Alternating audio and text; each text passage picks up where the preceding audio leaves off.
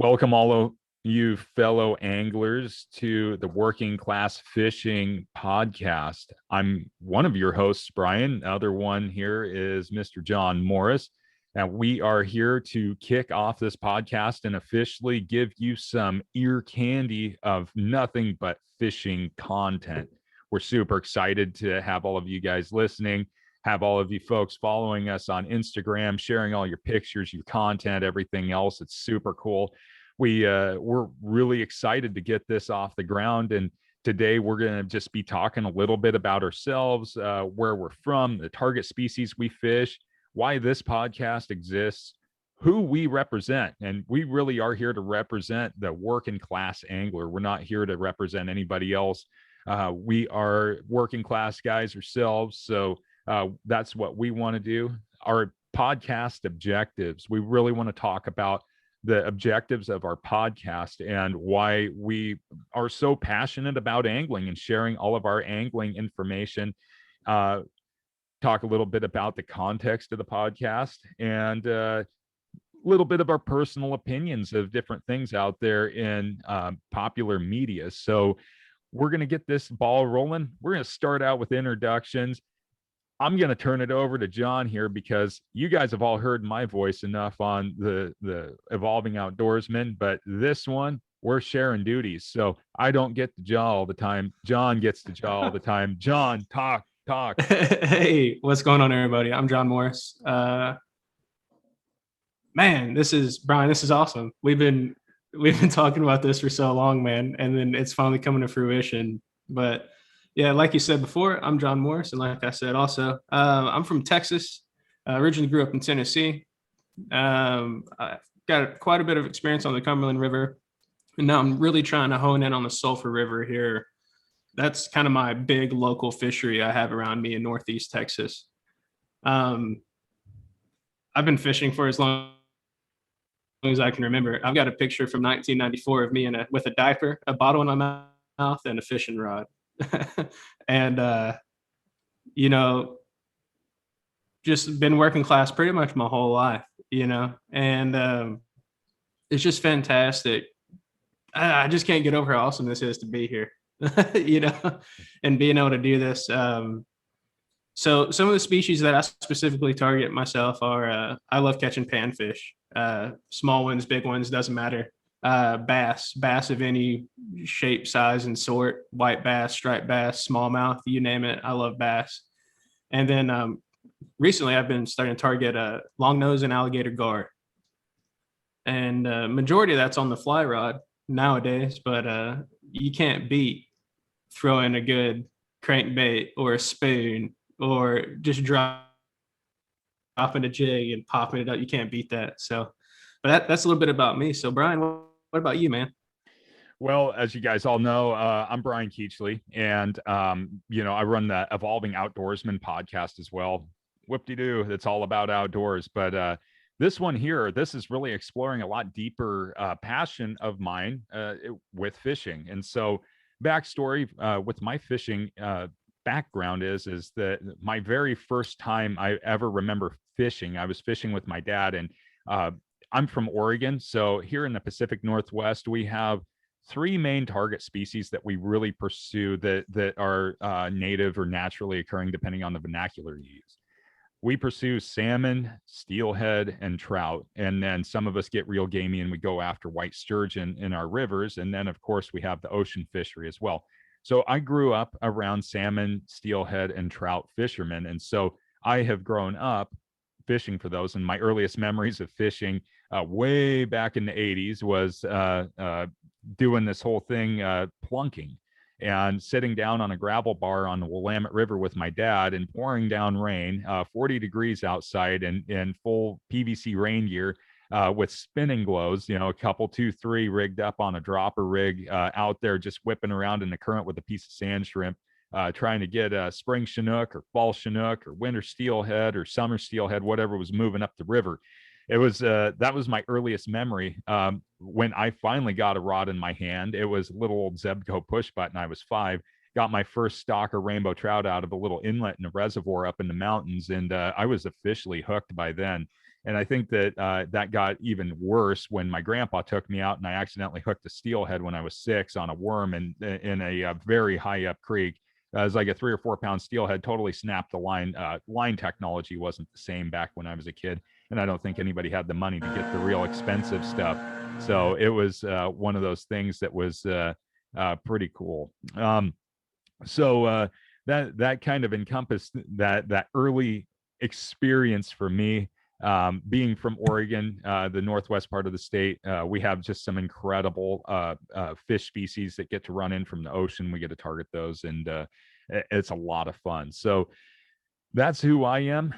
Today, currently, I target all kinds of species. I'm going for panfish. I'm going for bass. I'm going for trout, salmon, steelhead, sturgeon, pretty much anything and everything that I can put a hook in the mouth of. So it's a lot of fun, and I love sharing all that experience. So yeah, that's a little bit about me. That I probably rambled on a little bit too long there, but that's who I am, and that's why it makes me passionate about fishing and what I love to do. So um, pretty cool stuff. So you got anything else to add to that, John? You can hear me now, right? Yeah, I can. Okay. So we got some guys leaf blowing in the back of my house right now. So it's probably pretty loud. But I do own Morris and Son Custom Baits. It's a fly and soft plastic company based here in Texas. But that's really it. Man, so who we are and where we've been, but where did you talked about where you got your start on? Would you say the how do you say that? Willamette? Willamette, How yeah. do you say that river in there? Willamette. Yeah. Some people say Willamette or Oh, Willamette it's a or what? W. Yeah, Willamette. Okay. Yeah. Oh yeah, Willamette. See, that's a lot easier. I was trying to say La Lamette. I was I, like, man, that's a tongue twister right I there. think I sent you But a like an aerial screenshot of a park down there. It's called Clackamas, where the yeah. Clackamas and Willamette meet, and you were like Clackametty or something like that. I think you sent it back. It's like, is that the Clackametty Park or whatever else? Because I was showing you where the two rivers came together and it just kind of makes a big whirlpool. And I was like, oh yeah, that's right. He's not from around here. Yeah, a lot of a lot of Native American names to stuff. If you start, because the Northwest native languages are real guttural, so you'll hear a lot of accents in that guttural vernacular. So we grow up around it. It's just been generationally heard. But somebody comes around and they're like, Willamette River, is that the one I need to go fish at? It's like, oh, you mean the Willamette? They're like, that's how you say it. It's like, yeah. So yeah, no, totally cool. Yeah. So I think you're targeting the Sulphur River. That's I've looked at that. I've looked at it from Google Earth and everything else. We've talked about it multiple times. That is super cool, and that's your Gar River, isn't it? Oh yeah, absolutely. Oh, not only that, but there's so the sulfur, the tailwater of Lake Wright Patman at the dam there is the beginning of the Sulphur River. So you've got all kinds of good stuff. But I was talking to a guy named Ryan King. He's currently the Texas state record fly gar, alligator gar holder. And he was like, yeah, man, I've caught some 50 plus inch fish. I'm going to get my cat out of here. Say hello. Yeah. He's like, yeah, I've caught 50 plus inch gar out of the spillway there. I was like, okay, well, I'm not in the wrong spot then. Sorry, I dropped my pen. And dude, there's been giant bass caught out of there, crappie, panfish, you name it. Um, I was trying to sight fish this buffalo last time I was down there. it, it kept coming up on the rocks. I know this is getting off track maybe, but so as a spillway, it's just the discharge area of a dam, right? So it's forked off like this, and on this side of the rocks, I kept seeing this buffalo just come up the current, and I was like, I'm gonna catch this guy. So I kept throwing my fly up in front of him, and I wasn't even stripping it. I was just trying to dead drift it in front of him, and then as I got closer, I'd twitch it. He didn't want anything to do with it. Really? Yeah. I hate that. That's one of those things where you get a fish, and I spent the weekend up at the quote unquote Jurassic River. And there was I don't know, 15, 20 trout stacked underneath a log. You could see their tails from the backside, and you go up and you see their heads. And these are fairly good sized trout. And took a nymph and bombed the nymph about 15 feet upstream on the fly rod. And keep in mind, I'm running 4x leader on this thing, and I'm just letting it drift down. Smack a bull trout square in the face. I mean, it's coming down and it goes thud like that, and the fish just kind of backs up like, it ain't real. I ain't hitting it. I'm not stupid. And it's like, yeah, that's why you're 33 inches long. Probably you're just a monster bull trout. And I'm like, this thing's supposed to be some aggressive char species, that just rips and shreds everything in the river to pieces. And it's like, oh, I smack you in the face with a chronomid, and you don't even want to take it. Come on, dude. And I'm over there. I'm getting more and more frustrated. Of course, our friend, he's over there. He's smacking them in the face with weighted mop flies and everything else, and they're just like, whatever. They weren't having none of it. They're like looking out of the side of their eye, and they're down there popping scuds out of the bottom and eating them. So we were just totally messing with them, and they were messing with us. So totally understand that sight fishing for a big fish. It's like, yeah, you're there and you want it real bad, but they ain't gonna come and play. They don't get big for no reason. So Yeah, that's a fact, dude. yeah. So we've talked a lot about just how I think all of you folks listening, you can get an idea how passionate we are. We got big fish stories, we got little fish stories. We've went out and caught little dinky bluegill that are 2 or 3 inches long on like a size 20 gnat fly fishing, or had them gag a worm down, and it's like, how did that fish eat that hook? But really, I'm going to give this one to you, John, because Okay. we both have this. Why are we doing the podcast? Well, I'll give you a little background of how it started. So I messaged a fly shop. I won't name any names, and I was looking for some technical information. And as a bait company on Instagram, you don't always get responses that you're looking for because people aren't as forthcoming with information. But I was like, hey, it's a technical question. Surely they'll answer it. The river I was going to go fish is right on their doorstep. And so I asked them, I said, hey, do I need felt or rubber boots? What would you recommend? Do I need studs for this fishery? And they did get back to me, by the way. It took them 5 days. It took them 5 days to get back to me. They could be really busy, but at that moment in time, I had seen that they had seen my message, and it had been sitting in their messages for hours and hours and hours and hours. And I was like, well, that sucks. And I messaged you and I was like, man, I just want to know what kind of boots I should wear. And then we started kind of jiving on it. We were like, man, a lot of these shops, not just fly shops, but bait shops and stuff, not necessarily the mom and pop ones, but the larger ones, it's less about the working class. It's less about the guys that are out there. They don't, guys and gals, excuse me. They don't have tons of money, don't have tons of time. And when you do, you just want to be as well informed as you can to be out there and have a successful day. Yeah, you'll make memories regardless, but catching fish, is just excellent. So the podcast exists because we want to provide information to the working class. We want the working class here on this podcast. We want to hear your stories. We want to hear what you have to say.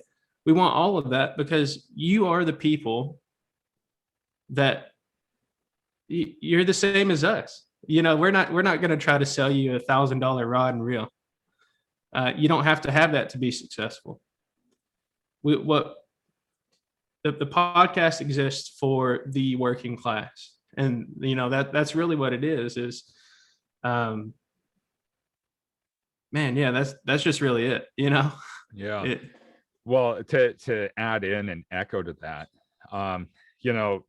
we've went back and forth multiple times about not just the retail side of fishing, right? Because obviously you're a bait manufacturer.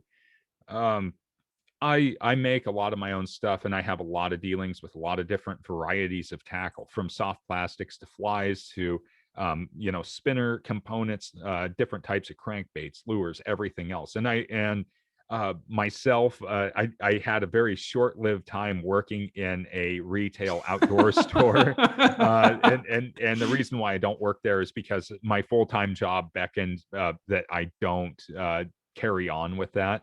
Uh, but I saw so much confusion, and I saw so little help. And that's what I took more from that, is that when there was somebody that showed up to the store, they were told what to buy, but not necessarily how to use it and how to fish it. It was all a game of, let's take your money and let's just throw you out there on the river, and let's not give you a good idea of what's going on. And my lunch breaks, because the fishing shop is right next to the major fishing river, I took a walk during one of my lunch breaks from there, and this was probably kind of a turning point from me outside of my regular job. Pressing, I was kind of like, you know what, this doesn't represent who I am, because I am a teacher. I love to teach, but I went down to the river, and this guy, I saw him in the store. He swung over. He was looking at fish finders and marine electronics, and that's where they had me working. I really had no idea what I was doing, but I learned pretty quick about what they were. It wasn't where I wanted to really work in the store, but I was just looking for something to do. And I walked down there, and he's using what we would know as a bobber dogging setup for fishing tributary rivers. And he's out in the big river, the Willamette, trying to catch a shad with a piece of shrimp under a bobber. And shad don't eat when they get into fresh water; they reactively strike the lures. And I saw that he had bought probably about $150 worth of tackle and product, when all he needed was maybe about $15 worth of tackle and product to go out and just kill these fish. And I thought to myself, I was like, I mean, number one, was he comfortable talking to anybody about this? And number two, did anybody ask him, hey, what are you fishing for? And where are you going to be fishing? Those three questions could have alleviated a lot of different things. So yeah, it's super cool to look at different things. I went down and I saw him fishing, and he's like, yeah, I'm trying to catch shad. And he's down there, and he's got the totally wrong thing on. And I was like, here, dude, let's change you around. And that's why I think this podcast exists more so because we've had those retail instances, but I've also seen some people Yeah. out there that just give some garbage information, and make this so inaccessible for anybody. It's like, you talk to fly folks, I'm all down. You know what? You save up the money, you want to go buy $1,000 rod, you go for it, and you want to get the biggest, baddest, and most expensive waders, have at it. That's fine. You want thousands of flies in your arsenal, do it. But I always hate to hear the notion that you can't go fish a blue ribbon fly fishery unless you have blue ribbon level equipment. That, to me, is not only disheartening for a lot of folks. A lot of folks find it highly inaccessible to be able to go to those. And out west here, we have so many blue ribbon fisheries, and it is not for the elite. Dude, it's Yeah. I mean, go ahead and fill in, John. Talk no, about dude, that. that's just so wrong. That's so wrong to do. What you're doing is you're putting a gate on the sport of fishing in general, right? And we're not gatekeepers. There's no room for arrogance. You should be a door opener. There is absolutely zero room to say, hey, you could fish here, but no, there's no but. Go fish there. Yeah. If you can legally fish there, go fish it. Yeah, that's the whole thing. Let me tell everybody this right now, and I'll be very abundantly clear on this, because I have been in so many circumstances, and I don't want to sit here and just be the only one to ramble. So jump in, John. uh the There is no fishery that's owned by the public people where you buy a fishing license and you purchase fishing equipment on the Pittman-Robertson Act that you cannot go fish. That's totally, completely, and totally a asinine statement to make for anybody. When I go over here in Oregon, I'll go on to Deschutes River. Okay, go look up the Deschutes. It's considered one of the top 10 blue ribbon fishing rivers in the United States. I don't go over there and look for a picnic lunch and somebody to pour me a glass of wine and sliced cheese for me and sit out on a gravel bar with a picnic blanket. I'm looking to go over there, be a complete and total hillbilly and camp out and go catch fish. And I will go out there and I'll do it with a $40 fly rod combo and $50 waders. And the funny part is that when I see all those guys rolling up and down the access road with their BMWs and their Mercedes Benz and their Sage fly rods and everything else, and they're giving me snide looks, the only thing that I know is that I'm probably out fishing them. You know why? Because I'm not out there stressed out, freaked out, trying to catch a fish to prove some kind of point. I'm out there and it's me and nature, and I don't have to prove nothing to anybody. And I love fly fishing, don't get me wrong, but I think anybody, you could go throw on a pair of sandals, be out there shirtless and turning bright red in the sun and still be out there having a good time. You don't have to have Sims waders. You don't have to have a Sage $1,000 zero weight rod. You don't have to have the top of the line flies, and you most certainly don't have to have a damn guide on that river.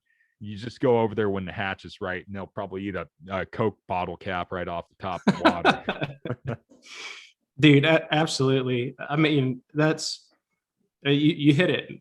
That's the nail on the head right there, man. There is no fiscal value on the knowledge that you can gain from getting out on the river yourself. Now, I will say, chiming on the guide remark, you don't need a guide. But if you can find a guide for the right price, you can't beat that. And I'm not saying go find the guy that's going to take you out and, oh, lunch is provided, and then you're out there drinking wine and all this stuff. No, man, go find the guy that his boat looks like it was made in the 50s. Yeah. He's got flies scattered all over the floor. He drives up with his rusted white Ford pickup truck. He gets out, takes off his work shirt, and then puts on his guide shirt. That's the guy you want. Absolutely. I have my guide here. Okay. And you know him, John. I know him. Maybe we'll get him on the podcast. He's my guide. All right. He rolls up. He's got a cool little drift boat. Well, it's not little, it's actually a pretty good size. But you get in the drift boat, there's fish blood on the floor. You know things are going right when you see blood on the floor. Okay. So there's fish blood on the floor. He's got, we roll up and he's like, oh, hey, there's some elk in the orchard over there or something like that. We hop in the boat. No more than 5 minutes later, we motor upriver and start blasting fish out. And he's having a good time. We're having a good time. He's eating cold pizza and drinking rock stars. We're eating beef jerky.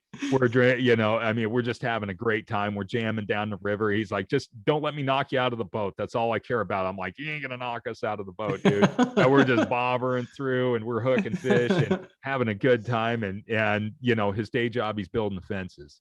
That's the guide you want.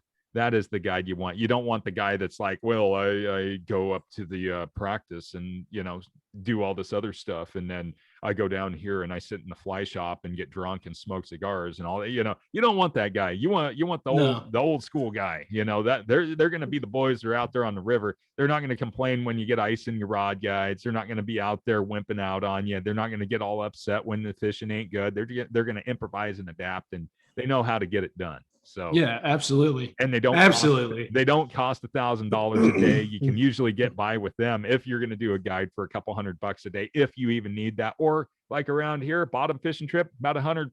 Go out there for 8 hours and go jerk a jig off the bottom. You end up catching a lingcod with a head the size of a basketball. Why not? Dude, absolutely. So, that's who we want, man. That's who we want to represent here on Working Class Fishing. Yeah. And go ahead. Oh no, go ahead, John. I've been rambling. Yeah, no, I was just gonna. Oh no, you're good, dude. So we've kind of talked about our history, where we are now. What's something that keeps you fishing?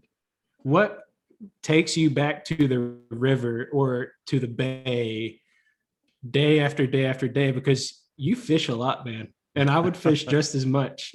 But you get out there, you get off work, bro, and you're out there fishing. You know what it is for me? I guess they call it the tug as a drug, right? There's just something there's something about going out and catching fish that just, for me, that's and I don't even know if it's necessarily catching fish, because I'll sit out there and I'll just think about the dumbest things. Maybe I'll just stop fishing. I'll sit on the dock for a while. I'll be out there. I'll just think about the dumbest things. I'll think about, after I get off work at the school, I'll think about something some student said, and I'll just start laughing to myself. I'll be like, how's this guy going to make it through life? Or, I might think about, just other things like, geez, I need to tune the truck up or whatever else. I guess for me, the fishing is like, some people come home and they kick back in the lazy boy after a long day at work, and they unwind. They kick on the evening news. They probably get pissed off at what they see, and so they're getting madder and madder, right? So I don't like to do that. So my happy spot's being out there. And the other thing is I'm intrinsically, I am a problem solver. I like puzzles, and I look at fishing as being one massive puzzle. That's the way that I look Oh at it. yeah. And you're putting it all together. It's like, okay, I can go down to my one spot here locally, and I can go throw worms and a bobber on, and I know I'm going to catch panfish, absolutely unequivocally. But if John sends me a box of flies, will those flies work the same? Or if John sends me a super cool shallow running crankbait, is that going to work like it did last night, where I hooked one bass and he hooked the heck out of himself, and then the next one came up underneath of it. I didn't take a picture of that. It came up underneath it and hooked itself in the head on the trailing treble hook. I'm like, I think I need to take the treble hooks off, because these guys are so freaking aggressive that, and I didn't even know he was there. It was so dark, I couldn't even see the fish. And then I had one scare the heck out of me on an articulated swim bait you sent me. It blew up like from the bank. I was like, but those are the things that like intrigue me about fishing. So I go fishing a lot. And my wife fishes a lot, and my daughter, well, she kind of fishes a little bit. She's more like, let's go over to this river because it's like a stock trout farm full of smallmouth bass, and I can just throw anything out there and I'll bite it. I'm like, sounds good to me. You don't have to twist my arm. I'll go showerless for 5 days out in the middle of nowhere and go catch fish. It doesn't matter. I'll starve myself to death. I'll sleep in the back of my truck or whatever.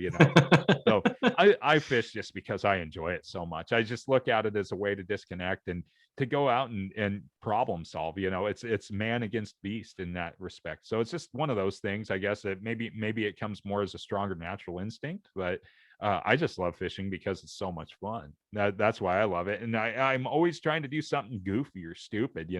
I'm like, here, John, I'm going to catch, you make bass worms. I'm going to try to catch a steelhead on this thing, or a shad, or whatever else, and so I just go for it. I might sit out there for 4 hours and hook a sucker. That's it. But hey, caught something, right?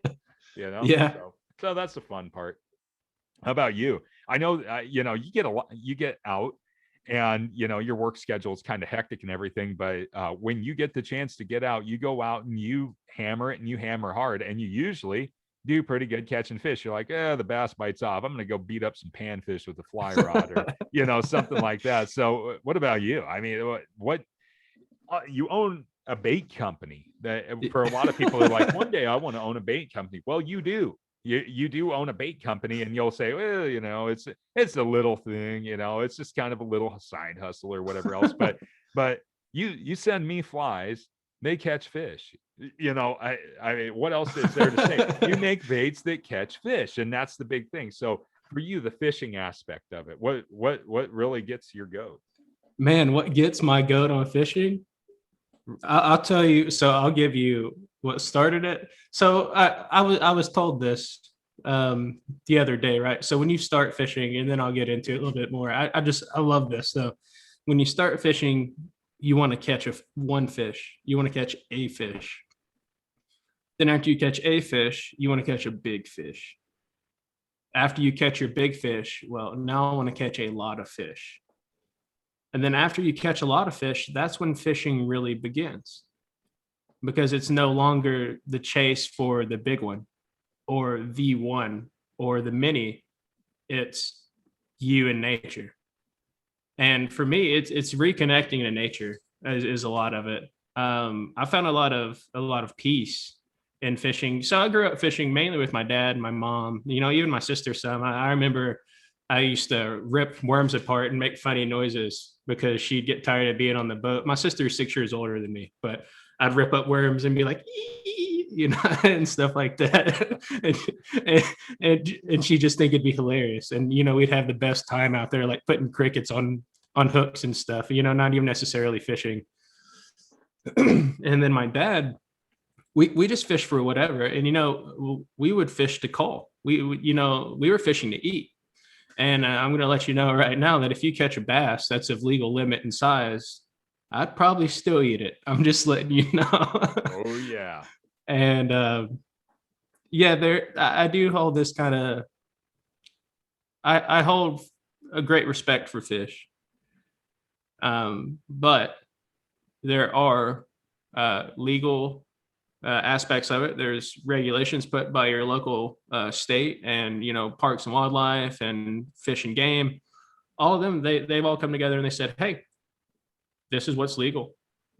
Do it. And I'm an American, so I'm going to. Absolutely. And but right now, what drives me now more than anything else, I've never been bitten like this by a fish, is long-nosed gar. They are elusive. You know, I made the joke one time, and I'm going to keep making it because I like it. I call it the fish of 33 and a half casts, you know, because people say muskie is the fish of 10,000 casts. Yeah. Because you can literally fish for weeks and not catch one. Well, I'm beginning to think gar are a little bit more like muskie than I originally intended. I haven't caught one in like a month and a half. And I think they've been spawning, but figuring them out, it's a brand new species to me. It's native. It's a native species. Everyone's like, oh, it's a trash fish. Everyone bow hunts them. And if they catch one or they snag one, they throw them up on rocks and just let them die. Oh, come on, guys. You can eat them for one. And it's our native species here. We don't have trout in Texas, right? We don't. I mean, I say that, but there is a river in Texas that's like 6 hours from me. That might even be a cold discharge tailwater. I'm not 100% certain. And there are fish there. And I think they might even stock on the Guadalupe as well. But it's Texas. Those fish don't survive. But these gar these are prehistoric fish. They're tanks, man. Yeah. They're giant. I've hooked maybe 6 now. In a month and a half, I've hooked 6. I've landed 1. And on an 8-weight fly rod, it was maxed out. If I hooked a fish bigger than that, I am certain that rod's gonna break. But that's another story to tell. Man, I hooked a fish so dang big and then broke my fly rod. Yeah,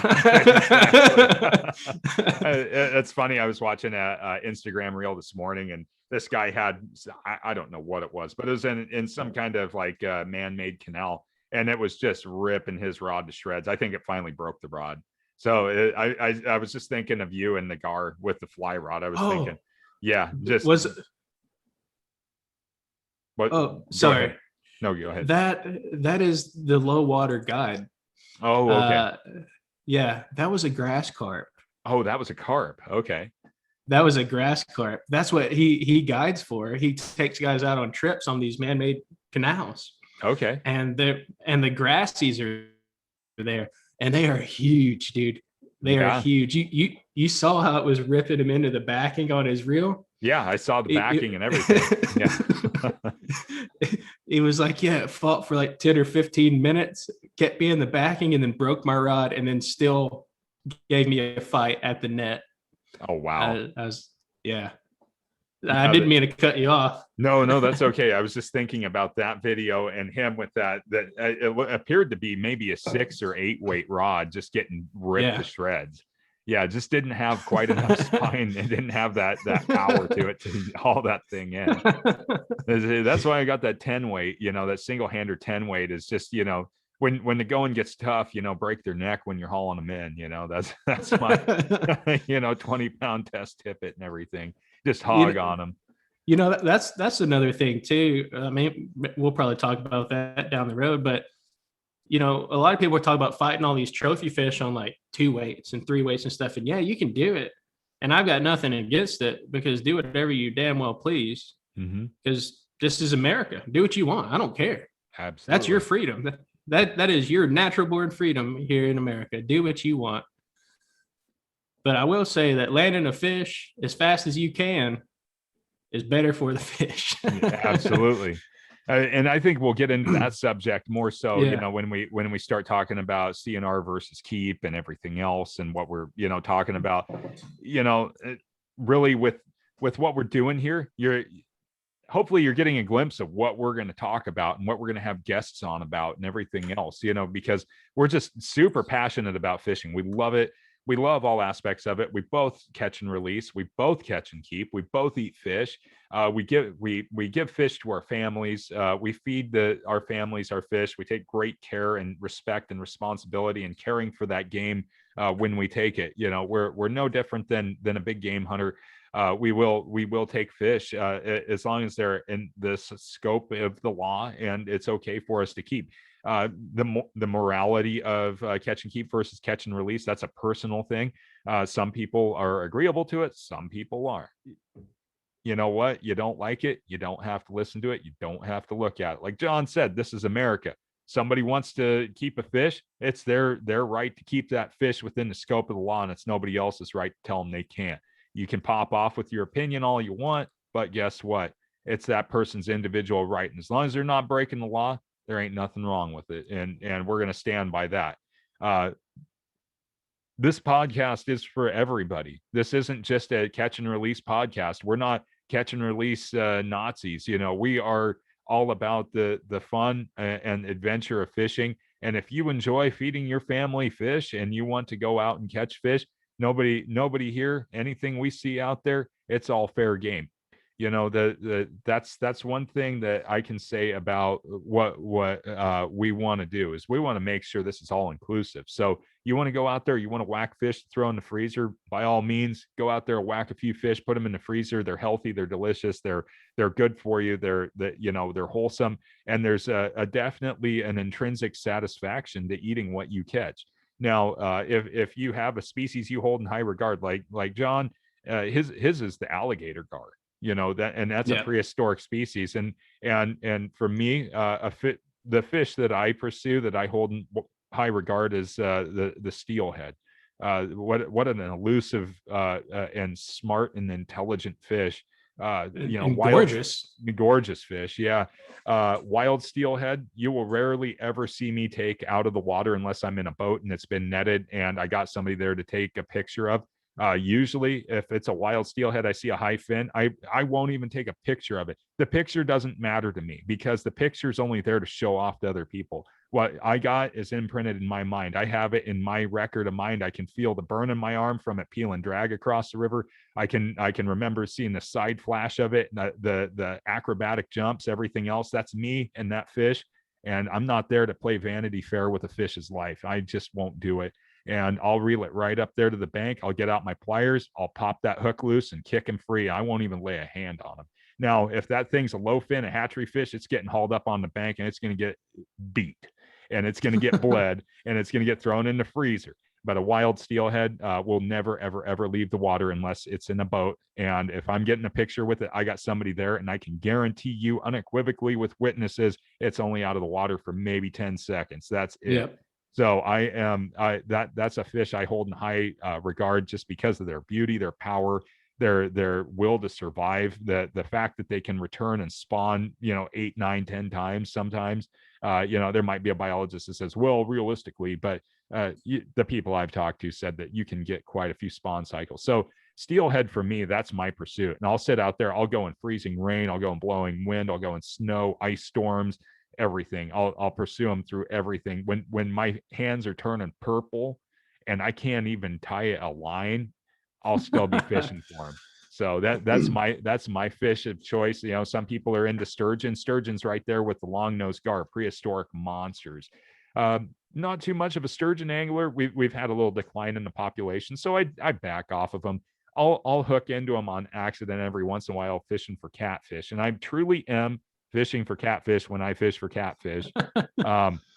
And just by chance, I get a big tug and I'm like, man, I got a big channel cat on, and here comes big prehistoric barbel monster from hell erupting out of the river, the big suction cup. I'm like, oh boy, here we go.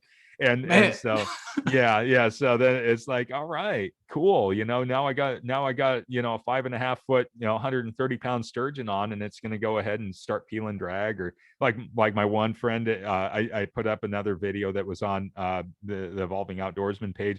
He got an 8-footer that night. So dude, that was huge. That was a giant sturgeon. When he brought it up next to the dock before I started recording, all we saw, it was just kind of like a big side roll, a big arcing side roll, the barbels, and then the tail came out. And when you see that the tail is about 1.5 feet tall, you got a big fish. It's like, I said 7 to 9 feet. That's what I told him. He's like, oh, he's over there pouring sweat. His reel was starting to smoke, because that fish, while his reel screaming, is probably only moving 4 or 5 miles an hour. It's just like, oh, I'm just going to tug. That's it. I'm going to go down river and use the current to my advantage too. Yeah, pretty cool stuff. But yeah, like I said, this we have our love of our species and everything else, but this podcast, it's not exclusionary. It's not like, oh, you're going to go fish some alpine lake and you're going to gently handle the fish and you're going to do all this other stuff. Hey, if you're catching and releasing, know how to catch and release. We're going to probably talk about, our best practices that we use that guarantee that fish doesn't go belly up and float off dead, things like that. But if you want to go out and whack a limit of bass, whack a limit of trout, whack a limit of drum, get yourself a gar, paddle fish, whatever you want, we're going to talk about that too. So this isn't that thing. If you're a good old boy, you're sitting out there on the bank with your case of beer and you want to go out there and just catch fish on worm and a bobber, we ain't against that either. No, absolutely. Do it. Yeah. Get out there. Yeah. Every chance you have to fish, go fish. Yeah. You want to. Absolutely. Yeah. I think that's what we really are. And the objective of this podcast is making fish accessible. Fishing and fish accessible to everybody. I mean, if John wants to encompass that objective of the podcast, if you want to talk a little bit about that, or yeah, absolutely. So, we talked a lot about the perceived monetary gap that there is with fishing and the accessibility of it. The perceived inaccessibility was, as Brian stated before, it's perceived.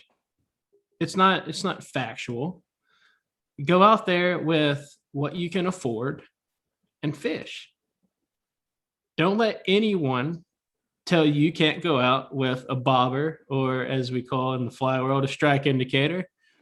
And let me tell you, so my dad, he might get me a little bit for sharing this story, but I was talking to him the other day on the phone, right? And he the last time he fly fished, and I wouldn't even say it was really fly fishing per se, it was him with the fly rod, right? and he was 14. My dad's he's kind of an older gentleman now, and I won't crack his age on here. Won't make him blush, but that was a little while back. Well, the other day, probably 2 weeks ago, maybe 3 weeks now, I took a trip down to Tennessee, and we spent 4 days down there. Me and my son, we spent 4 days, and it was awesome. We spent literally 97% of that time outside. Like Raiden, that's my little dude. He was climbing trees and playing on tire swings, picking up daddy long legs and showing him a nana and stuff like that. And me and my dad, we had about 2 hours one morning. So we decided we're going to go take this time and we're going to go fish. Well, we went to a creek we've never been to before. We both took fly rods, and we were out there fishing and everything, and I hooked into what I thought was a nice trout, and it ended up being a nice sucker. And it was like, after that, my dad was like, the casts were beautiful, which I really appreciate, by the way. He said the casts were beautiful. The scenery was beautiful. The bow and the rod from the fish, just your smile landing it. I think that gave my dad a little bit of a fire in his belly to get back out there. He's recently retired, and he bought some waders. He bought some brand new waders. He got some felt wading boots. He's He's going to go pick up his combo actually at this place he got a guide trip to in the Smoky Mountains. He's going to their fly shop to buy the combo he wants. And they were really open arms with him. They weren't overpriced. It was on par with the price that you could find from the retailer online. So, I already have an appreciation for them, and their guide prices were phenomenal. It was like a full day wade, which is like 8 hours, by the way, something like that. It was like $325. Wow, that's an incredible price. Wow. Yeah, no, yeah, absolutely. And they've got like 6 guides, and they are really renowned. They're really accredited and all this stuff. But to get back to where it doesn't matter how you're fishing, right? Mm-hmm. He was throwing a little fly. So I gave him like 8 flies. Right, I tied 4 him when we were there, and then I think I stole 2 of them, put them in my box. So I think he's got 6 flies. and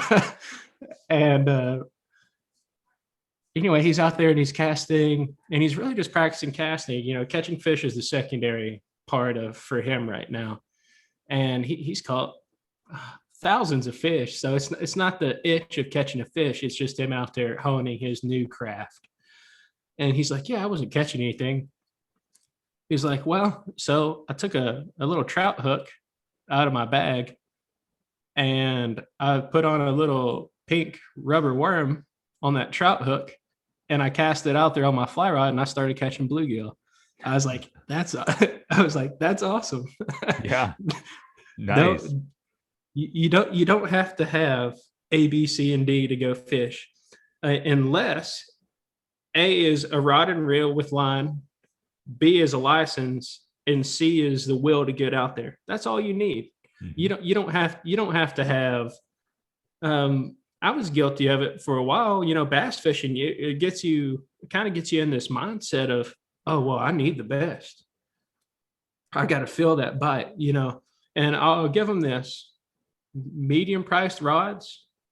If you're looking for something that you're going to keep for a very long time, I'd say a medium priced rod is probably the way to go. Because they are more sensitive and stuff like that. But I caught fish on my $40 combo. I caught my PB, in fact, on the $40 combo. Yeah. It's not about, it's a convenience thing. The higher you go up in price, it's more convenient for how it feels. But it doesn't take away from the experience. Absolutely. And never talk down to anyone that's fishing, period. And I'm going to give you 2 little pieces of advice that you didn't ask for. If no one asks for advice, shut up. Yeah. If they are reaching out and say, like, maybe they come up to you on the river. Now, I don't always like talking to people when I'm out on the river, but if they come up to me and they ask me a question that I have enough reasonable knowledge about, I'll answer it. And don't be rude to people out there either. If they come, they're like, hey, good morning, be like, hey, how are you? And then go back to fishing. A real quick way for someone to stop talking to you is you give them the greeting, and then you go right back to what you're doing. And it's understood that, hey, I'm here. I know you're here. We've said hello, and I'm going to keep on my way. It's just one of the courtesies of it. Don't ever talk down on someone for fishing, for being out there on the water and enjoying themselves. They might have 10 minutes to get out there and go fish, and they're just hoping in that 10 minutes they can catch a fish. Mm-hmm. Don't every time you're rude to someone, even if it's on social media, and you got to set realistic expectations too. You're out there and you're looking on social media, and Instagram specifically, that's where I run my business, is majority of Instagram, right? And you see guys and they're holding these giant fish. I'm talking just behemoths, fish of a lifetime. And then you see them with one every post, and you're like, holy crap, man. Like, how do you do that? And you can't be that guy, because sometimes they've just got it pinned down and figured out. Like the top end of your Bassmaster Elite Series Red Crest winners, Jacob Wheeler, I'm just going to throw his name out there.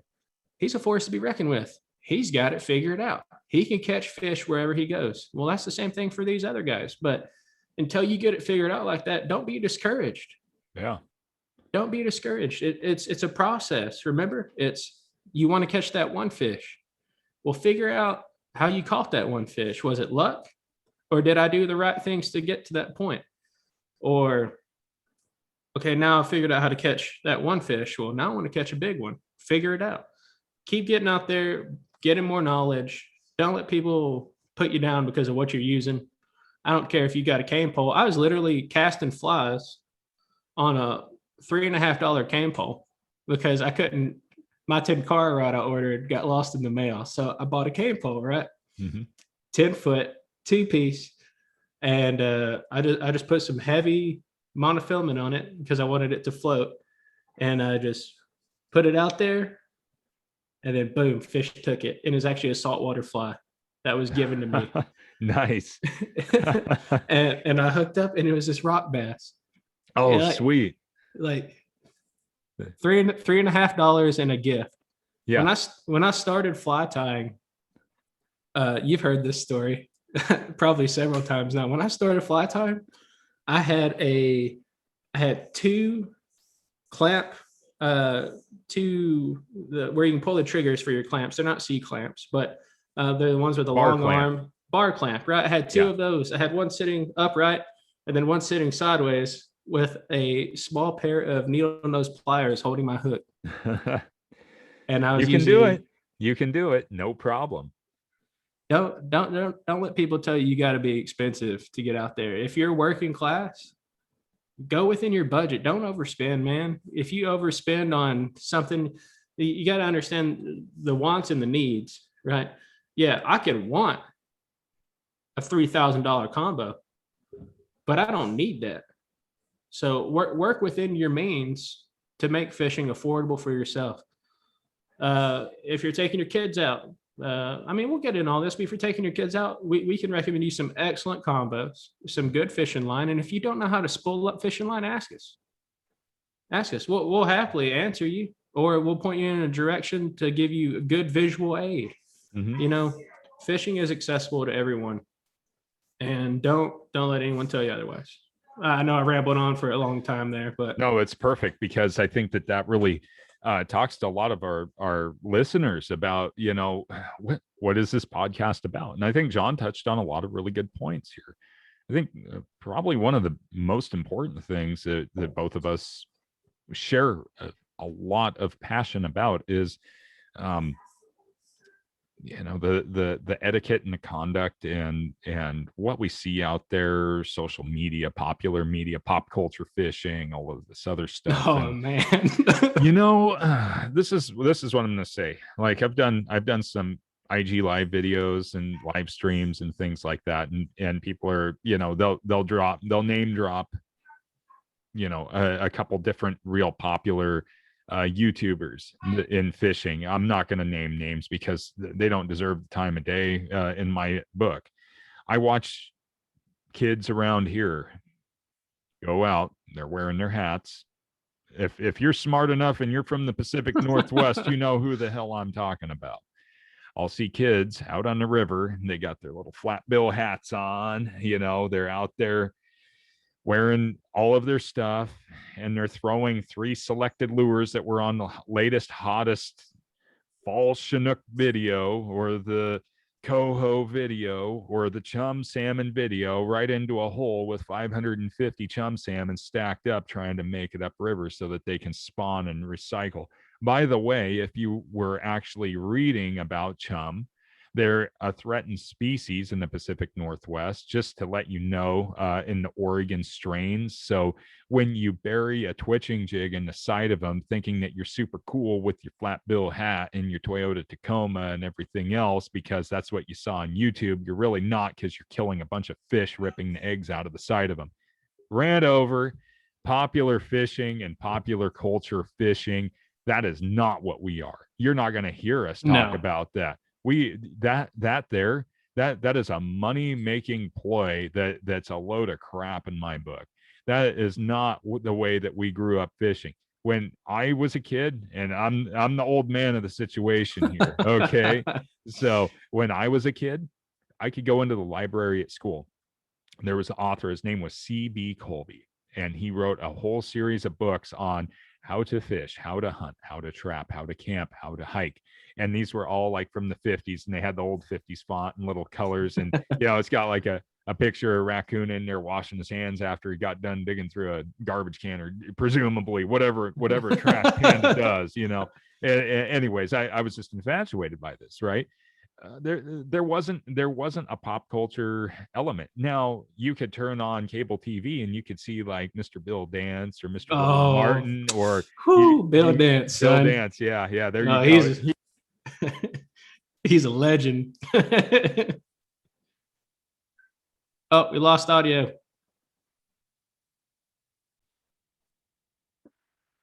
So Bill Dance, he's your boy from Tennessee. Then that's Yeah. that. Growing up, seeing all those guys on TV, that was like the basis of popular culture fishing. That was like the pop culture thing, like Al Lindener in Fisherman. Big time walleye muskie. He would talk to these guys. They're like, oh no, it's all about largemouth bass. He's like, no, you got to go after the muskie. He had the whole thing. He's like, you got to get the muskie. The muskie are the hard ones. And I fished for muskie, and the reason why I fished for muskie was because of Al Lindener. Because I grew up as a kid. He pulls this big like 60-inch muskellunge out at Lake Mille Lacs, and I'm like, oh, look at the size of that fish, and it's got massive teeth. He's like, oh, look at what happened to the bait, and he's like holding it up, and this bait's just destroyed. And I'm like, oh, I got to catch that fish. You're like 6 years old, and you're watching this heavy action, like this Fenwick heavy action bait caster just flexed out, like bent into a U on this rod, and it blows up right next to the boat. Who doesn't want to catch that fish? But that was my popular culture fishing experience. Now we have a lot of folks out there, and we have a lot of this perception. And like John was talking about, you'll see these guys that are just absolute hot shots out there. And what they do is they're out there and they're showing off these huge fish, and they're catching huge fish, and they're like flexing out, and they're dumping beers in the fish's mouth. I mean, you see all kinds of stuff like this. That's a load of crap, all right? Because the majority of us go out, we'll catch 8-inch stalker trout. Number one, I catch a lot of those. I don't always take a picture of them, but I catch a lot of those. We catch panfish, which are pretty, but they're little. Oh, our video. No, one sec. All right, I think we're back now. Yeah, we are. It was just kind of breaking up there. Yeah. Okay. So, but yeah, stalker trout. Yeah. So stalker trout. You catch a lot of those. You catch a lot of little panfish. You're going to catch a lot of smaller fish. That's just what it is. You're not always going to go out and get some tank of a fish. The pop culture guys, they go out and they catch the big fish and everything else, but don't ever put yourself up to that level, like where you absolutely positively have to catch that big fish, because there's a lot more small fish out there than there are the big fish. Oh yeah, absolutely. So, the notion of what you see in popular culture, and then there's the merch, right? Like I love, whenever you guys see a reel up on Instagram and it's got metal music, that's me. So when I got like Primus in the background, John the Fisherman, that's all me, right? So old rock or old metalhead, everything else. When I'm driving out, I have my mix on Spotify that I'm listening to, and if you listen to it, you'd be like, this guy fishes. Sounds like he should be like, sacrificing goats on a mountaintop with a flaming pentagram. When you say that, what's hilarious is, so most of my streams and stuff, right? I'm listening to like folk music and Appalachian country and stuff like that. And then one day, Marty Miller, old Niptastic, sends me a voice message, and he's got Attila playing in the background, which is like, he's got Attila, and they are just shredding. I was like, oh, dude, you like metal? And he's like, yeah. He's like, he's like, I kind of thought you were more in that relaxing stuff. And then we just started spitting bands back and forth. Like, I appreciate all music, man. Like, I've got to be in the mood for it though. Yeah. But that's for every kind of music. Like right now, I'm in like 2005 emo Oh, okay. rock. That's what I'm listening to right now. Like so a little bit of Pierce the Veil and a bunch of other bands and stuff. But like they've got the long hair and like Escape the Fate, Kellen Quinn, all those guys. I'm digging that right now. Well, so where kind of where I was going with it, and that's cool. That's cool. Where I was going with it was, we used to want to buy our band's T-shirt, right? Because we'd go to, all right, date myself again. We go to a Slayer concert, and we go to a Slayer concert down in this little dump in downtown Portland. And we'd be down there, and we're like, Slayer, we're out there screaming, and there's like people getting their nose broken, the mosh pit and everything else is bloodbath. Anyways, it's like, I got to remember the show. Somebody got a knife pulled on him. Like, that's cool. It's not. Don't do it, kids. Don't do it. If I'd say I did something, that probably means that you probably shouldn't have done it if I said I did it when I was a teenager, okay? Anyways, we wanted to remember that show. So we were all about going out and buying that band's T-shirt, right? Let's equate it back to fishing. It's totally cool to rep your brand, right? So let's say like we got my boy Brad Schoenborn up here in the Pacific Northwest, and he makes cut plugs, and he makes herring plugs, and he makes wigglers, which are basically a crankbait that we use for salmon and steelhead. They'll catch anything. They're a Rapala that he's designed and has super cool colors. It's a crankbait. Hand-tied leaders. He started in his living room hand tying egg hook leaders and sturgeon leaders while they watch The Price is Right and Wheel of Fortune on TV. Okay. So this dude's genuine. He's real. He has a little shop up in Longview, Washington. Super cool guy. His dad was just a prolific guy in our local industry. You could go out and buy a Brad's sweater, right? And that's cool. Nobody's telling you don't have to do that kind of thing, but you also don't have to be that person. You don't have to do everything. And part of the discovery of fishing is breaking away, being the rebel, not following that mainstream. Just because one guy throws a spinner all the time and blows up a fish doesn't mean that you got to go throw a spinner. That's not the solve all. That's not going to do it all. Go out there, play around with different stuff. And it also doesn't mean that you have to have that tackle and equipment that they have either. Oh, absolutely not, dude. That's one of the biggest things that comes up time and time again, over and over and over, that I know of, is that a lot of these people that are out there in popular culture fishing, what is going on with them is that they are pushing the top of the line stuff. Like, you're not going to catch fish unless you spend $500 on a rod. I've heard that. And it's like, that's a load of crap too, because I could go take a piece of bamboo and tie string to it and I can catch fish. It's not about that. It's about being a good fisher, being a good angler, and understanding, hey, the fish are at the bottom and they like to eat this, or they are here and they're not going to eat this. They're going to hit this because they get offended by it. That's what it's all about. It's not, this isn't a game of like bigger, better, badder. And the people that do that, if you're listening to this podcast and you're actually going to sit there and say, well, these guys are a bunch of, jerks or blah, blah, blah. I'm sure I could use a lot more colorful language because I've heard them out on their, $80,000 sleds. Nonetheless, if you're going to sit there and you're going to tell somebody that they need this in order to fish, or else they're just nothing but a boy, and only boys need luck. That guy burned me up. Yeah. We were fishing this lake. Is me and my brother-in-law. And we don't get out and fish together a lot, maybe once a quarter, if you want to look into it, every 3 months of the year. We're lucky to do that. We don't get to fish a lot. He's a busy fella. I'm a busy fella. And when we do fish, we hit it hard.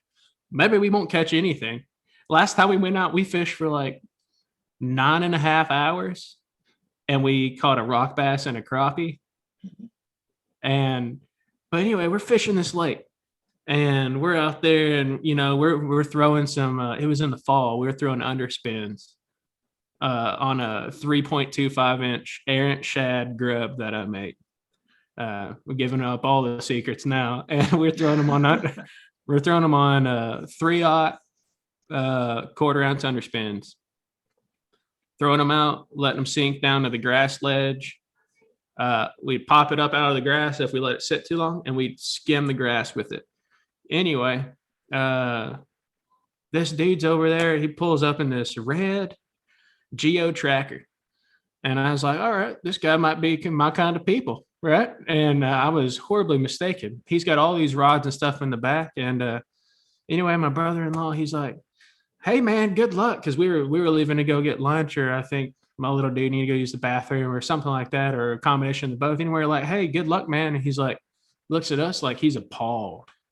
And he's like, only boys need luck. And I was like, okay, you're rude. Yeah. And then what's funny is I've never seen him catch a fish there, but I've seen him there before.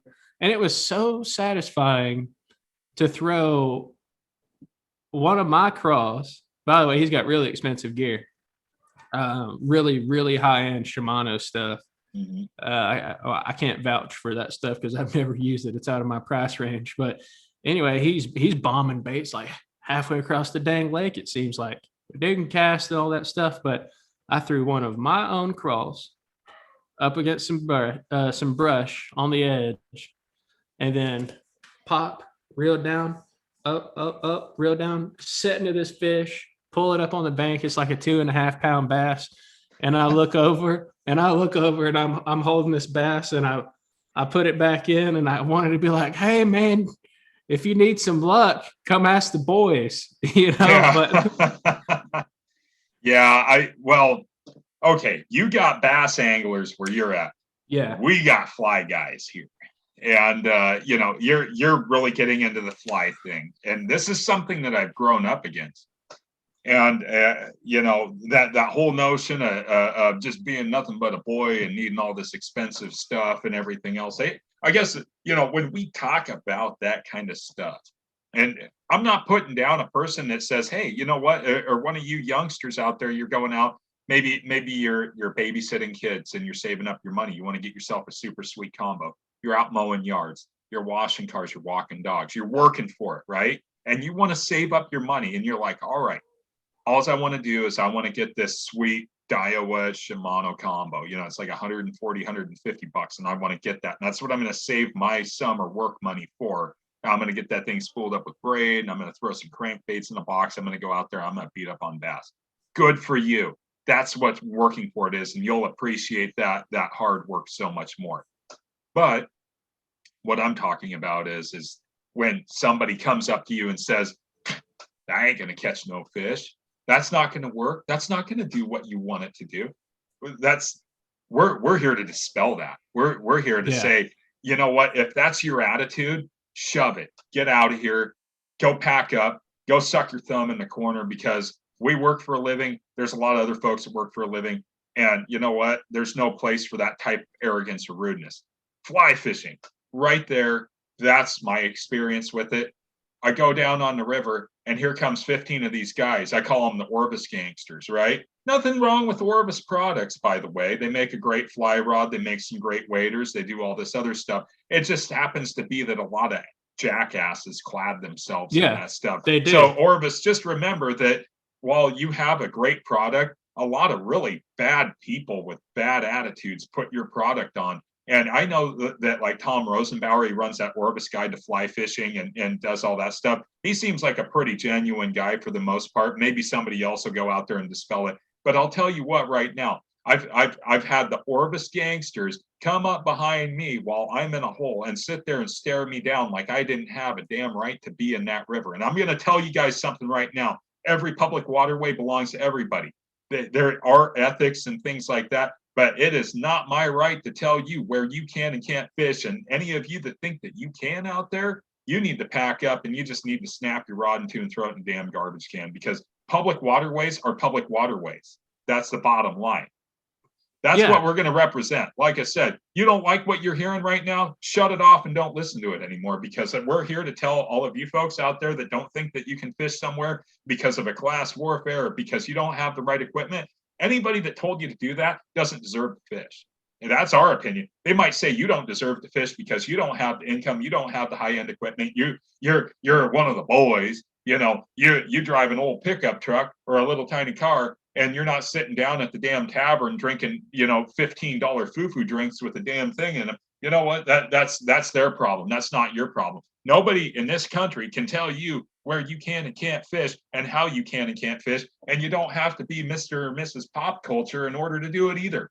If No, that's you your don't. prerogative, you can do that. But we are here, John and I are here to dispel all that stuff and actually draw the damn line in the sand on it. Yeah, 100%. 100%, man. I think that gets me hot. It actually makes my blood boil thinking about it because, growing up, I didn't think about it. I was, we didn't really run into it too much because it's mainly me and my dad. But, thinking about it now, I remember I was standing on a dock one time. And now, given you're not supposed to fish on these docks, but there wasn't any boats there or anything like that. That was kind of one of the things. My dad knew I could swim. And he always told me, he's like, hey, if you're on a boat dock and there's a boat coming up, get off the dock. You're not supposed to be there. That's for landing boats. Anyway, I'm fishing off this dock and this guy comes up beside me. And I had like a swivel with one of the clasps on it, like probably like a size, I don't know, like 4 or 6 hook, like a panfish hook, what I thought was a panfish hook, but it's honestly probably a little too big. And I had like a plastic on it or something. And I actually remember it was like a lemon pepper grub that I had hooked on it completely the wrong way because I didn't know any better.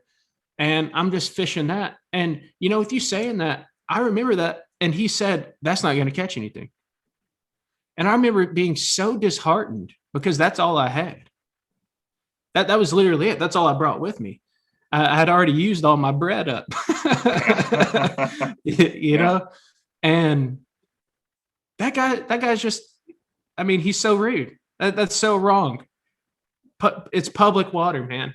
Yeah. Public water. Now, I'm not saying try to find that line between public and private. If there's this, you got this gut check or you got to think about it twice, I probably wouldn't fish it because it'll get you in trouble. But if it's public water and you are that guy saying, oh, that's not going to work, well, that's probably about to catch the next state record because you're too arrogant and you've been fed so much crap that you think it won't work. And that's why that kid is going to end up being a better fisherman than you. He's already a better person than you because you're an asshole. Yeah, exactly. Yep, absolutely. And that's the whole thing. We've talked a lot about, what our objectives really are. And I think that we have another episode coming up on, how not to be a douchebag on the river. I really think so, because I don't want to go off too much further because we're just introducing ourselves, but I think you're getting a pretty solid introduction and you're getting the full service platter of what you're going to hear. And it's not just a couple of guys crowing about, negativity and all this other stuff. This is so much more than that. There's just so much out there in media that just is not jiving. And it's not conducive. Everybody can have their individual passions. Nobody has to say that one way's right and one way's wrong. And most certainly, when it comes down to a kid, when you see a kid out fishing, you support that kid through no matter what. There was some kids down fishing for shad the other day. He didn't have enough weight to throw his line out there far enough. And we were fishing on a dock that nobody's supposed to be fishing on. And here's these guys, they're out there, sleds crowing. You're not supposed to fish on that dock. Well, they got the entire damn river blockaded to the point to where if you went down where you could fish, you're going to end up killing some old guy when you huck a chunk of lead and a shad dart into the side of their head because they're so close. They basically inundated and hoarded out the river. Okay. That's it. So you're trying to go where you're not going to hurt somebody, basically, at that point, over a frickin' herring that nobody can even eat. Well, you can eat it, but it's basically bait for us. So this kid needed some weight. I said, yeah, I got plenty of weight. I got him set up. You know what? I'll never tell a kid no if they're like, I need some hooks, I need some weights, I need some bait. If I had, if there's a kid that comes up to me down on the river, and says, hey, I just want to do some fishing and the best I can do is come up with some line, a hook and string and a rod and some bait, I'm going to give it to him. Hands down. I will not tell a kid no. If he doesn't have money for soft plastics, hell, I'll give him a handful of soft plastics so he can go out and play. But I'll be damned if I ever want to hear one of our listeners as an adult sit there and put down a kid that's out there trying to fish, because I'm going to tell you one thing right now that will happen. That kid, he could be down buying a damn trailer, cooking crack, and spray painting the side of a dumpster stall, smashing out your car windows, popping your damn tires on your truck, lighting shit on fire, and doing all this other stuff. That could be happening, but that kid's out fishing instead. That kid's doing something productive. Maybe it's not the way that you want to fish. Maybe it's not the way that you think that things should be done. But I never want to hear about one of our listeners ever putting down, berating, running off, or even doing anything to a kid that wants to go out and fish. Because that right there, if you're that big of an asshole, if you are that big of an asshole, you don't deserve to fish at all, period. You don't have any right. No. You go pound sand. Go back and crawl under the damn rock you came out from under. That you don't have any right to say anything about any of that stuff, because that's something I'm really passionate about. I think every kid deserves a chance to go out and experience nature. And when you go out and you ruin that for that kid, yeah, if the kid's doing something wrong while they're out there, yeah, tell them, knock it off. But hey, don't drive them off from fishing. Don't drive them off from fishing. If they're out there, they're minding their own business and they're staying focused and they got a goal to catch a fish, you help that kid. Because otherwise they're going to end up there. They'll be down there doing cookies in the front lawn. Or, I mean, I can tell you right now, kids without anything to do, especially after this pandemic and all this other stuff, they are destructive. They are bored. They are angry. They're pissed off. Some people are pissed off about this whole pandemic thing, everything else. These kids are furious, and they've been delayed in their social interactions. So you're going to take somebody that's been jammed into a house, forced to go to school online without any human interaction, and then you're going to go over and you're going to kick them in the nuts because maybe you don't like the idea that kid's fishing in your favorite spot and you don't have the skill or the level to go find fish somewhere else. Give me a break. Come on. So if you're listening to this and you're one of those assholes that goes and runs kids off of a dock or something like that, go to hell. Dude, that is our future of the sport. If we want to preserve what we have in the outdoors, we have to mentor our youth. We can't keep pushing them away. You can't say, oh, that's not going to catch fish. If it's not life, limb, or eyesight, or into the legality thing, because sometimes you can get guilty by association, man. Mm-hmm. Like, if he's not going to hurt someone and it's legal, let him do it. No, go talk to him a little bit. Be like, hey, man, what you doing? Hey, well, have you tried this? Not, hey, do this. Have you tried this? They need to be able to think for themselves too. All right. You stop pushing our youth away from the sport. When we're dead and gone, that's us. They are taking our spot, and we want them to be more prepared than we ever were. If you want the history, not just the sports stuff, but if you want the history to be preserved, like let's for 30 seconds, Jack Gartside, American fly fisherman, Lefty Cray, American fly fisherman, Flip Pallet nowadays. The first two in that, they've passed away. American legendary fly fisherman. If you can't pass down that information and that legacy that they built, then what are we doing, man? You got to mentor. You got to treat them right. Treat them with respect too. All right. Now if they're doing something real wrong, and we'll go into etiquette and stuff like that, hey, let them know. Don't be rude to them. Don't be like, hey, man, don't be real rude to them. But you gotta be firm enough to let them know that, hey, this is a real thing. I'm not just trying to get you out of this hole. Like like Brian said earlier, I'm real new to fly fishing. I've been doing it 7 months. I love it. It's my favorite way to fish. I was fishing this stream, and I was fishing this hole over this laydown. It was one of the deeper holes. This is only my second time ever being there. Actually, no, that was my first time ever being there. I had never waded for trout before, period. And I had never fly fished for actual trout before either that weren't just stocked in a pond. And this kid comes up beside me and he starts bombing a woolly bugger in the same hole. And he's catching trout. And I was a little upset, not that he was catching trout, but it was like, man, I was already here. But I didn't know that that was something called low holing. That is part of the whole etiquette thing. Looking back on it, I would have been like, hey, man, I don't mind sharing a hole, but we kind of need to talk about this a little bit. But talk about it. Don't push them away.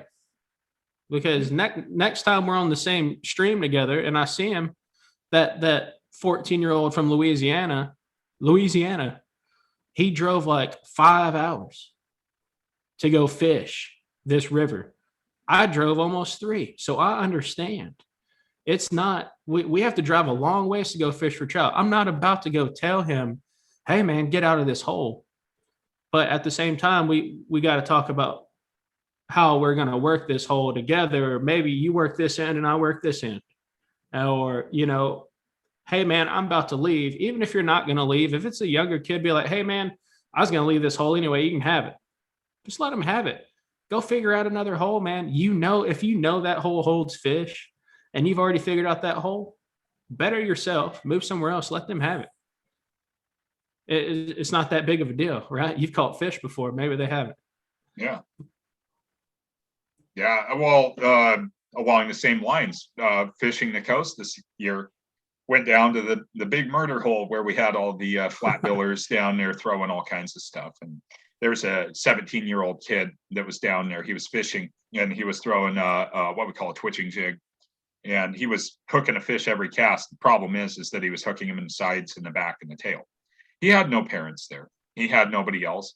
And when you hook a 15 to 20 pound fish fresh out of the salt water in the side of the tail, they have a lot of power. They fight really good. And they have a very high will to survive. Well, fishing technique set aside, he wanted to catch fish and get pictures with them and things like that. Didn't think that he could actually hook them in the mouth, which they can be hooked in the mouth. It's just fishing skill, but nobody's there to coach him. He was only doing what he'd seen on YouTube. There was a guy across the river that said, if you snag one more fish, I'm going to pull my pistol out and shoot you.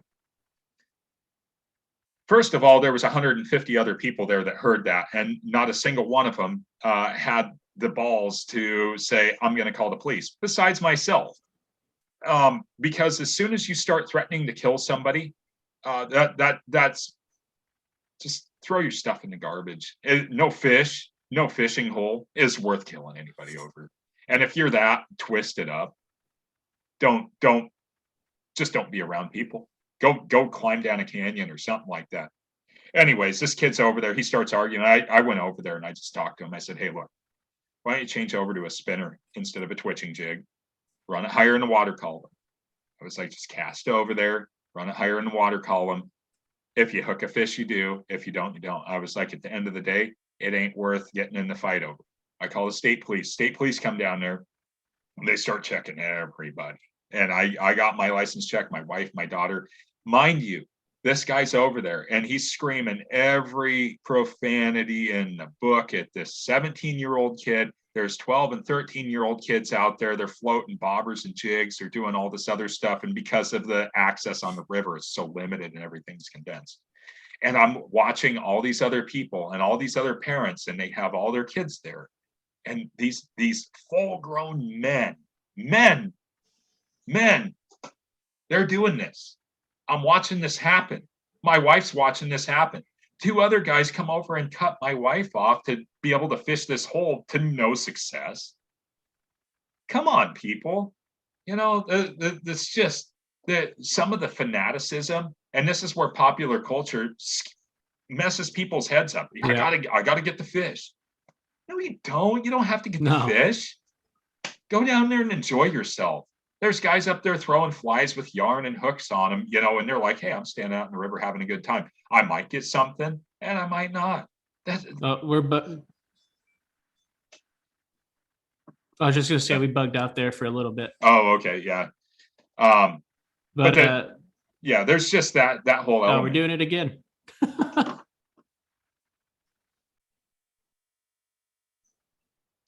So, you see a lot of these adults out there, and they're just acting like animals. And we definitely have some more episodes coming up in the future on this subject for sure. So, but we've talked to everybody quite a bit today, and we've told you a lot about ourselves. And obviously, we can go down the rabbit hole of our personal passions and everything else pretty well.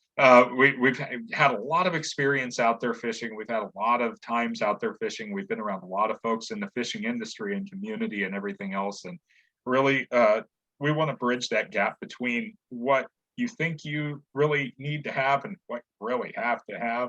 And it doesn't take the top of the line gear or the Blue Ribbon River or the prime popular lake to go out and have a good time fishing. I think that's what we really want to talk about. So, John, you got anything else to add here?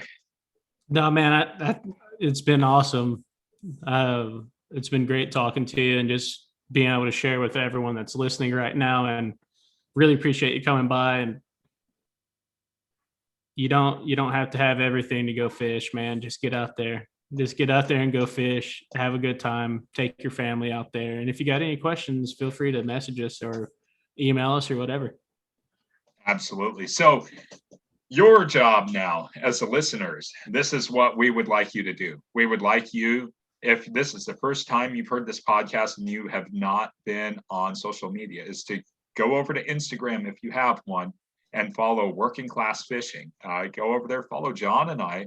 We will follow you back because we want to know what you're up to. We will like your pictures. We will comment on your pictures. We always love hearing a good fish story. We like seeing a lot of good stuff. We like to hear all about the newest, latest, and greatest stuff, with fish handling and catch and release, catch and keep, fish recipes. Talk to us about eating because we both like to eat.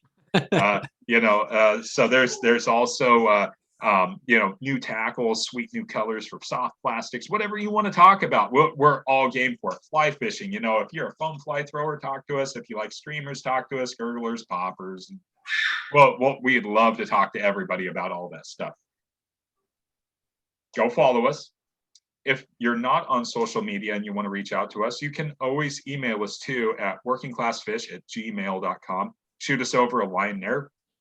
And the biggest thing is make sure that you're following us on whatever preferred platform you're listening to us on. So if you're on Spotify, make sure you're following the podcast for the latest notifications. If you are on Apple Podcasts, Google Podcasts, Radio Republic, or any one of the other supported platforms that our podcast is on, make sure that you are tuned in, dialed in, and you are following us. So until next time, we really appreciate all of your listenership.